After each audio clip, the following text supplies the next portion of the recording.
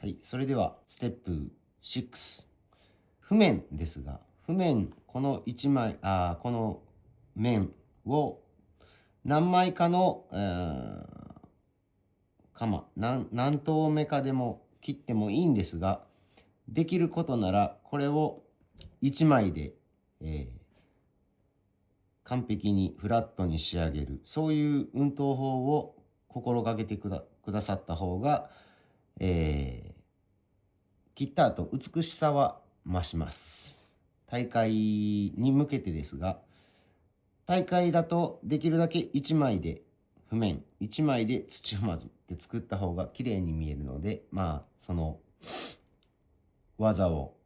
お伝えしていきます。ポイントなどをお伝えしていこうと思います。それでは、6日目実践動画スタート。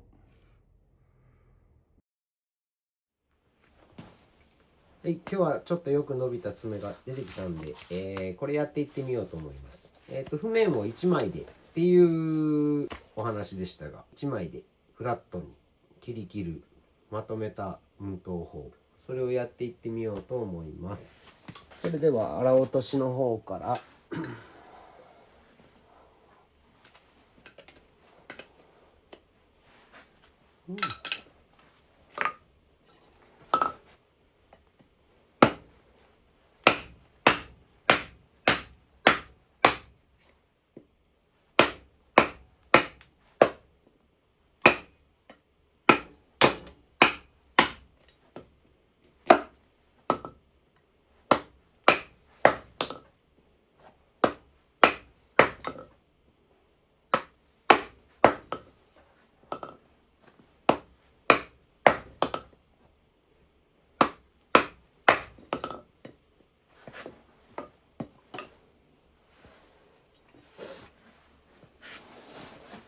頭がかぶらないようにですね。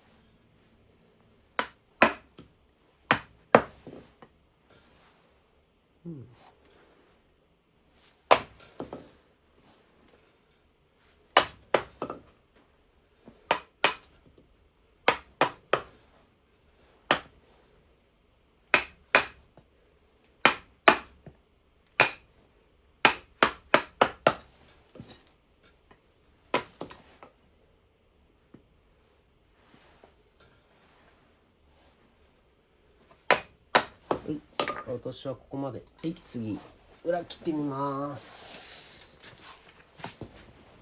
はい、今日は譜面1枚でっていうことですけど、先ほどよく伸びてましたけど、またこれも難しい爪きましたね。まずこんだけ副定伸びてたら副定の処置は必ずしてあげてください。索定師さんがしないとね、獣医さんも農家さんもできる仕事ではないので、副定の処置は大事なところなので、きっちりここは押さえていってください。大会なんかだったらね、メインで蹄がやっぱり削りたいと思うので、時間があればこうやって丁寧に角を落とすヤスリがけまでやってれば、審査員の先生が一生懸命審査してくれる、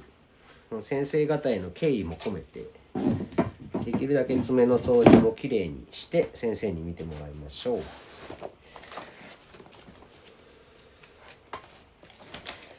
これぐらい伸びてたら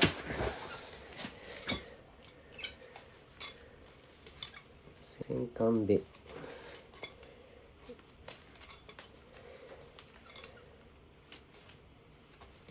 もう絶対長いところは落としといてあげた方が、鎌でも落とせるんですけどね、これぐらいの硬さなら。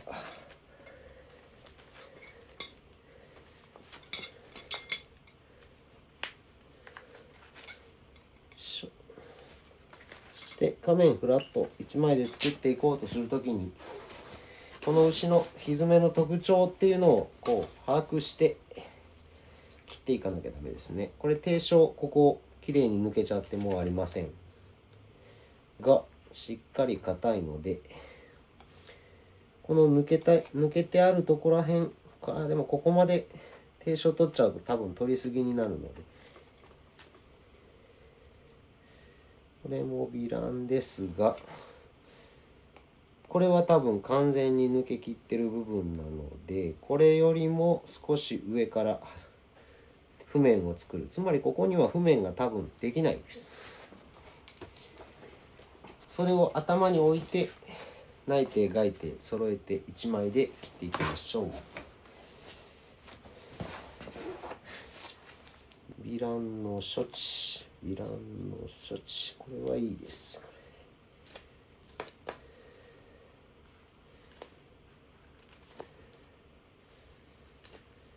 よし。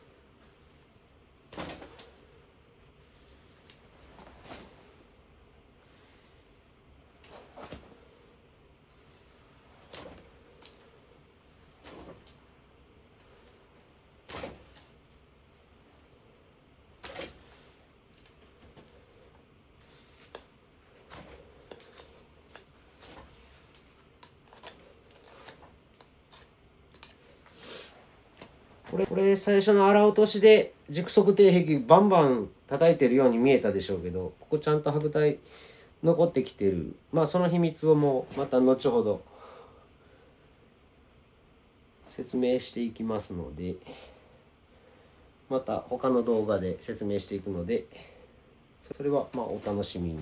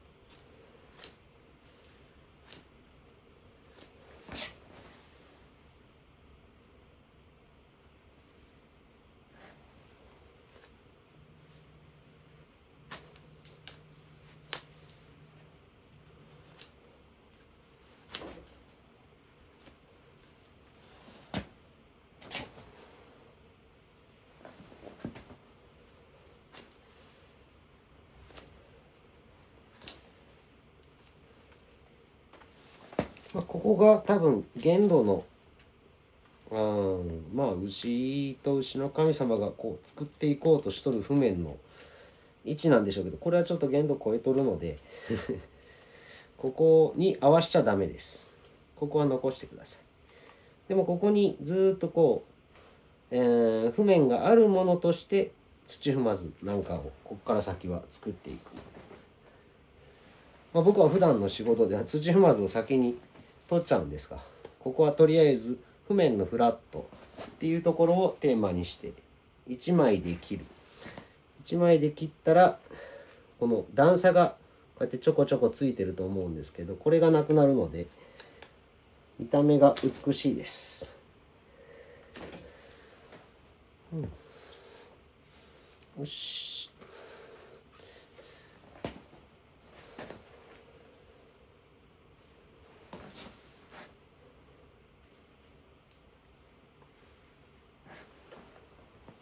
っていうこういう一連の今まで何日かかけて教えてきたところの入りはこの毛の生え際の角度と同じに合わしたところから横に抜き、最後これをまあ連続でするのが最初の頃は難しいと思うので、一旦横に抜く、こういう船底になるようなしゃくれをなくすために横に抜きます。真横、この角度に合わせて真横、この角度に鎌を合わせて真横、真横からスタートの2枚で切っても大丈夫です。3枚より2枚、2枚より1枚、そういうのを心がけて。よし。今日は連続した、譜面の意識、そういうところをテーマに削ってみました。でこれまだまだ白帯あるんでね、掛け白とかあるんですが、ね、ここの白帯の白い帯の中心にここ白い線入ってますよね。これの正体が何かも後々動画の中で解説していきます。ここは互角になってますね。これちょっとこの白帯の厚みからして低葉円気味に少しはなってたんでしょうね。はい、今日はありがとうございました。これも連続した今までのステップの練習をまずやっていってください。またここから先はね、土踏まずとか教科書に載ってない技は、有料チャンネルの方で紹介していきますので、また見ていってください。よろしくお願いします。ありがとうございました。はい、さっき切った爪ですけどね、一応設置させた状態、っていうのを作ってみました。それで今動画撮りました。見て右側に当たる方は低葉円みたいになって白帯がまだまだ残ってた方なのでちょっと長く見えますが、まだまだ、ヤスリかテーロかけてしっかり定型を、内定の方に合わせていけると思いますので、それを、やっていけば綺麗な爪に最後仕上がるんじゃないかと思います。最後の細かい仕上げなんかもね、動画で一つずつ、取り上げていこうと思いますので、まずここまで譜面のフラット、見方、ああいうところ、鎌の入れ方など、運動法など注意しながら、まだ作庭始めて間もない人なんかはそういうところを注意して、歯間劇をちゃんと上から下まで見通せる位置、斜めから見ない、そういうところを意識して作庭に取り組んでいってみてください。またね、この中で、こうなんじゃないか、ああなんじゃないかっていう意見がある人は、どんどん意見募集してます。その意見に、応じて、疑問でも何でもいいです。それに応じて、また答えになるような動画が作っていけたらなと思っています。で、皆さんの意見などから、いろんなご指導もいただきながら、この小川原流を完成していきたいと思いますので、ぜひ、いいねもチャンネル登録もお忘れなく。よろしくお願いします。いい作庭師目指しましょう。ではまた来週。私のところでは個人事業主として一緒に作庭日本一を目指してやってやろうという方を募集しております。同時に新規作庭依頼も受け付けております。今日の動画が勉強になった、参考になったと思っていただけた方は、ぜひチャンネル登録、グッドボタン、いいねよろしくお願いします。